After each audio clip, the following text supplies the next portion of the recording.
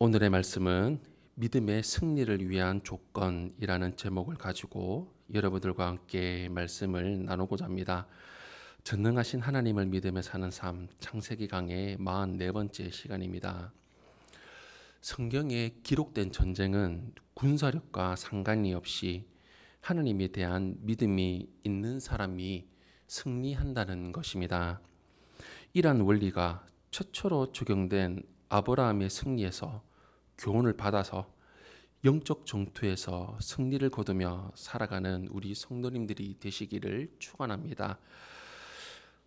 첫 번째로 훈련으로 전투력을 갖추며 우리는 살아가야 합니다. 아브라함의 조카 롯이 소돔 땅에 거주하고 있었을 때 소돔이 엘람 왕 그돌라오멜이 이끄는 연합군과의 전쟁에서 패배하고 맙니다. 롯이 포로로 잡혀갔다는 소식을 들은 아브라함은 집에서 기르고 훈련시킨 318명을 거느리고 쫓아가서 그들을 쳐부수고 그의 조카 롯을 구합니다. 이 사병들은 전쟁을 위해서라기보다는 유목민으로 살았던 아브라함이 가축들을 맹수와 도적의 위험으로부터 지키기 위해서 그들을 길렀을 것입니다.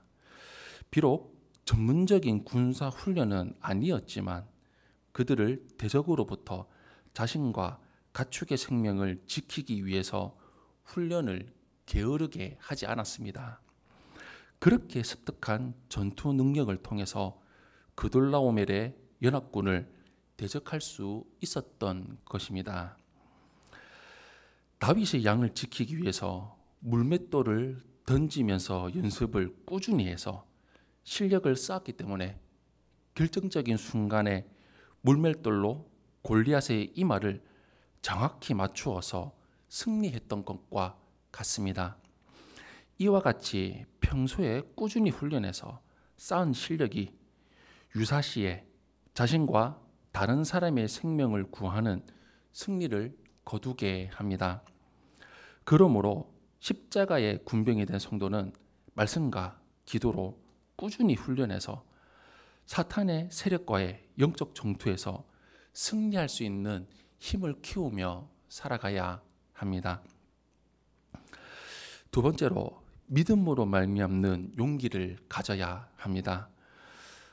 아브라함의 사람들이 평소에 아무리 훈련을 열심히 했다고 해도 상대의 군사력에 비해서 너무나도 열세였다는 것을 분명히 알 수가 있습니다. 여러 왕의 동맹군이었기 때문에 그들의 수와 전력이 월등했다는 것은 너무나도 당연합니다. 그러나 아브라함과 그의 사람들은 그들을 쫓아가서 싸우는데 주저하지 않았습니다. 그들의 용기는 하나님을 믿는 믿음으로 말미암았습니다.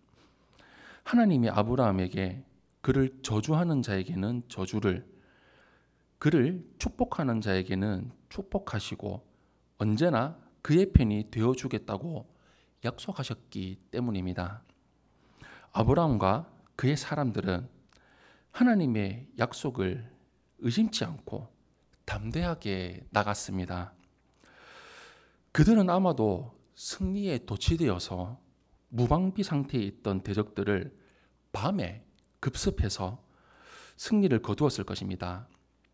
이와 같이 하나님의 군사는 객관적인 수와 힘을 의지하지 않고 하나님이 승리하게 하심을 믿고 담대하게 대적과 싸워서 승리를 거두어야 합니다.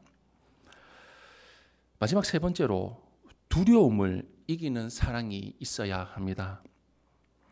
아브라함이 사병들을 이끌고 이방 왕들의 군대를 쳐서 이긴 것은 조카 롯과 그의 가족들을 구하기 위해서였습니다.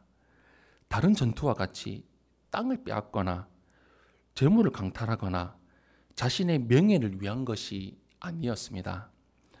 아브라함은 조카 롯을 자식처럼 여기고 사랑했기에 그와 그의 가족이 위기에 처하자 목숨을 걸고 위험한 전투에 뛰어들었던 것입니다.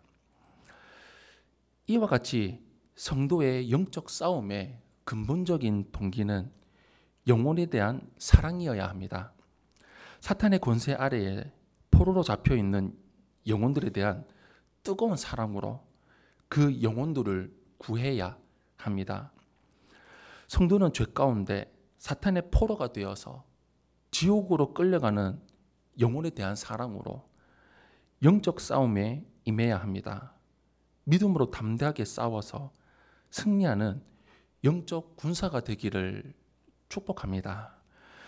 사랑하는 성도 여러분, 우리 예수 그리스도께서는 우리를 향한 하나님의 사랑을 이루시기 위해서 죽임을 당하시는 영적 싸움을 싸우셨고 부활하시고 승리하셨습니다. 그 사랑으로 십자가의 군가가 된 우리 성도가 이제는 그리스도를 위해서 이 땅에 사탄의 세력과 싸우며 살아가는 영적 전투하며 승리하며 살아가는 우리 성도님들이 되시기를 예수님 이름으로 축원합니다. 아멘.